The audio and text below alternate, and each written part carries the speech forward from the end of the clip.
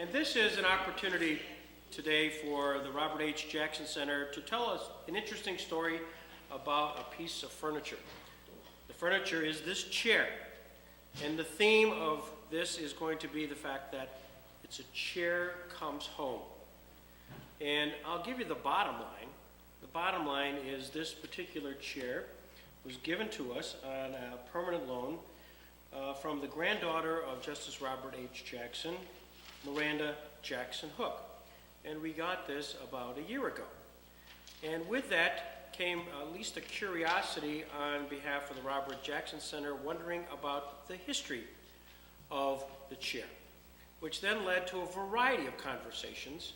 And as is often the case here at the Jackson Center, serendipity takes over, and all of a sudden a bunch of pieces come together which you often can't believe. It sort of fits into Ripley's Believe It or Not. And part of that is the fact that this chair, once researched, was in fact made here in Jamestown, New York. So I'm giving you the bottom line, and then we're going to talk about the story. The bottom line, it was built here in Jamestown. It's wound its way through the Supreme Court and came back here in 2005 to the Robert H. Jackson Center. So to fill out the details of the story, I'm going to introduce a few of the folks who were part of this wonderful serendipitous process. The first is the owner of Jamestown Royal, Peter Johnson. Peter Johnson, and I passed out to everybody here a little bit of story about Jamestown Royal. Peter's going to expand upon that and talk a little bit about perhaps the history of the business and perhaps a little bit about the chair itself. It's wonderful when you look at something that's 70 years old. I mean, this was built in 1936. And there's something about any artifact that's greatly old. You see that like this, it brings history alive. When you think that Jackson sat in his chair with a lot of the decisions he made, when you think of the year that it was built, when this was actually put together, was the year that Leon Trotsky was exiled to Mexico, that Hitler invaded the Rhineland, that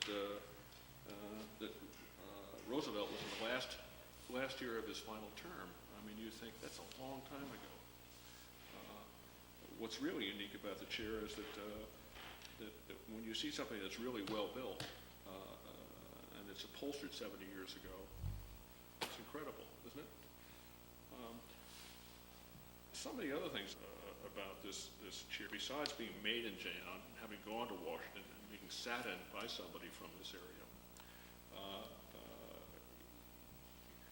you think of the fact that the people that made it and the judge that sat in it all had a lot of things in common. Jackson was one of the few Democrats in the area. I don't want to be political about this speech, but the vast majority of people in that era, as Mr. Benson over here will mention, were all Republicans. Jackson was unusual. He was a Democrat. I think when you look at the chair also, you see this is not your typical office swivel chair.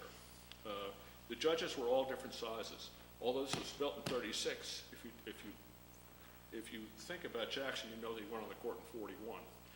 And in 41, that's when he got the chair, when he went on the court. So my guess is that when he got the chair, like all the different judges, they would cut the chair to fit the size of the judge. So for example, as you see the legs as it goes down here, probably if you were a little shorter, they cut it off a little higher, or if you're a little taller, they let it go a little bit longer.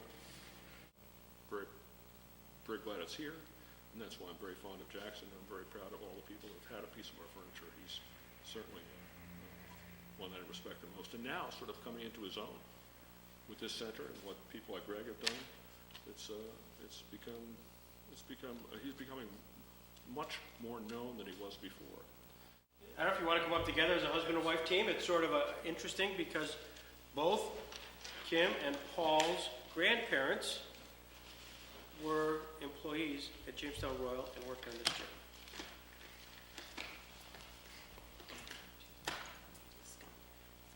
Well, I think that we're part of the human interest part of the story here.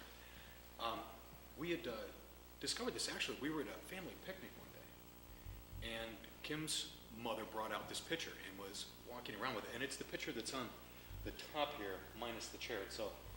which is an inset. And she was pointing out that I think it's either the third or the fourth man in was Kim's grandfather. And then my father leans over and says, well, the guy at the end is my father. So we stood together and realized there's this serendipity that seems to surround the Jackson Center, and here we are together, at least as grandparents. I found these two pieces in my grandfather's upholstery box. It's a kit that it was like his toolkit that he carried around with him. And they were just rolled together, pulled them out at one point and said, geez, I better do something good with these. So we had them framed, and now they'll be part of the family from now on that we'll keep to our kids. But we went in and did a little bit of history, and it's an embarrassingly short history for me, for my grandfather. It was John Albert Benson. He died in 1954. And my grandfather was named Leo C., S-E-E. He was born in 1890, was a private in the Army in World War I, served in France, came back after the war and worked at Jamestown Lounge as an upholsterer. And shortly after that, went to work at Jamestown Royal. He worked there until his retirement, which was probably in the late 50s. I had the advantage of being able to talk to my mother, who's in her 80s now, but she remembers my grandfather working at Jamestown Royal, and especially what it was like during the Depression.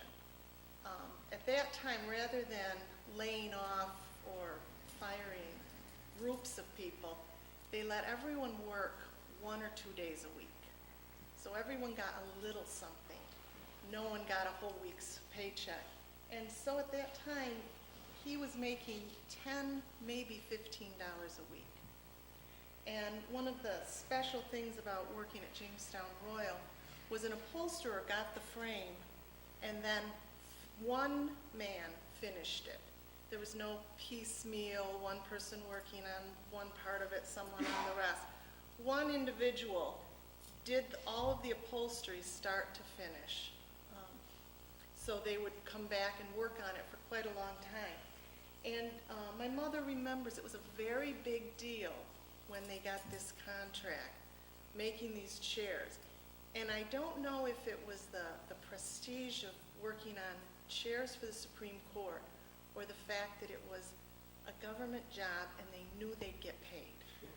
And she emphasized the latter, that they knew they'd get their money and the employees would get their money. You know, appreciate being here also. I was thinking, I was just standing over there, if I had focused on this 57 years ago, I probably could enhance my tale a little bit more, but who would know when I was 14 years of age, when I was taken in to visit with Justice Jackson, that I would be here some 57 years later. The reason we did is my father's a practicing attorney in Chautauqua County. He became a member of the bar somewhere around 1926. He had gone to George Washington University in Washington and later went to law school at the University of Michigan. But upon his return, he, of course, was in private practice, and Justice Jackson was also at the time. And they became friends. I know that. One of the reasons, again, that's already been mentioned, is that back in the 20s and into the 30s, there were very, very few Democratic attorneys. Actually, there was always said that there were 3 of them, my father, Justice Jackson, and Sam Alessi, Sr. I think there might have been Dean Warner White over in Dunkirk, but they were in a strict minority. Everybody else was Republican. So I know that my father was a Roosevelt Democrat. As a matter of fact, he went on in 1940 and 1944. He was part of the New York State Democratic delegation that nominated Roosevelt each time to the presidency.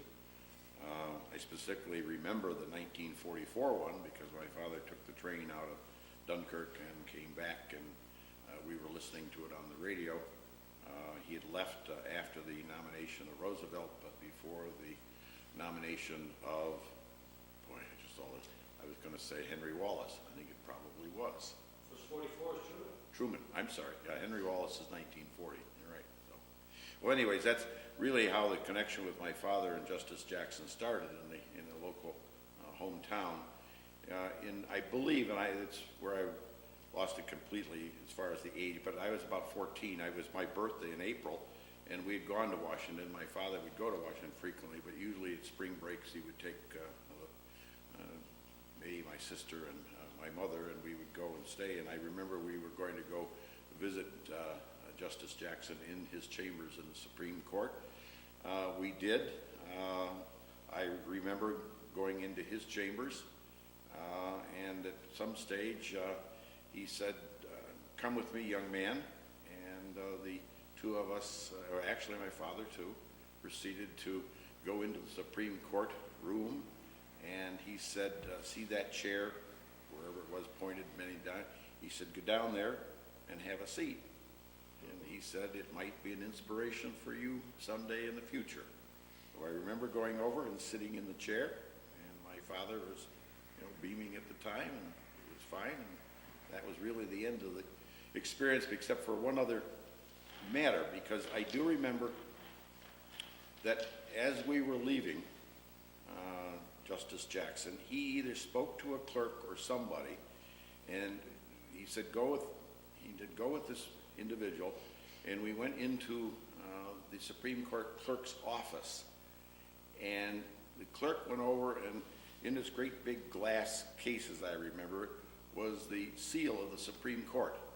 And I remember it being silver and it had the turning balls way up at the top. It was a big thing.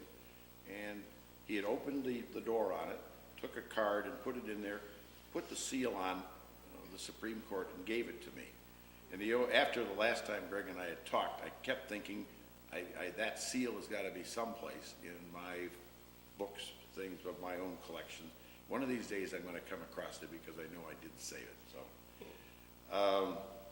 the American Heritage Magazine has a section, and they've had it since 1954, but it's called My Brush with History. And people who have done things, that have met people in a casual way or otherwise, have written stories about their brush with history, and I guess I've got to say this is my brush with history. On the back of the chair, it says, Mr. Justice Jackson. So there's no question regarding the provenance of the chair, so that is his chair. When he died in 1954, this chair was given to his son, Bill Jackson. Bill Jackson kept it until his death in 1999, which then became the property of Bill Jackson's daughter, Miranda Jackson Hooks, and as I mentioned earlier, it is now on loan, permanent loan here at the Robert H. Jackson Center. Now, the trip here, the reason we got this is through the good graces of Fran Galbato, because if it weren't for Fran and Tom having a great sense of humor and a willingness to drive a great distance, because this doesn't lend itself to being put in a FedEx box. And we didn't want this to happen, so Fran and Tom took a roadshow and picked this up for the Jackson Center. So to Fran, we say thank you very much, as she was very much involved in working with Miranda and her husband in order to get the negotiations done and in order to conclude and ultimately getting it here. With that, that's pretty much the story of the chair. The chair that started in Jamestown, found a very circuitous route, was built by the predecessor of Peter Johnson's company, built by the grandparents of Kim and Paul Benson, finds its way into the Supreme Court, where Justice Jackson sat in it from 1941 to 1954, and it also included an opportunity for another guy named Bill Foley to sit in that chair. So now it's come all the way around to today, where if you have an opportunity, you'll have a chance to sit in it also. And to add further, Peter gave us a picture of the chair taken in from his files in Jamestown. And as you've already noted, that Paul and Kim were kind enough to find these two pieces, which are right out of this is a reprint from the September 1936 issue of Furniture Index. So that's the time periods. And of course, here's a nice ad for Jamestown Royal Upholstery Corp., which highlights, very proud of the fact, There's no date on it, but clearly there's the Supreme Court, and there's the chair that was made for them. So obviously, there's always been a great deal of pride from Jamestown Royal on the fact that they were the source for chairs which found its way into such esteemed places as the Supreme Court. And who would have ever guessed that 70, wait, is that right? That's right. 70 years later, 70, this is the 70th, let's pretend for today. This is the 70th anniversary of the day this rolled off of Jamestown Royal, okay? And if it's not so, I'll say it 3 times and it will be so. Do we know anything to the contrary? No, no. 70th anniversary today.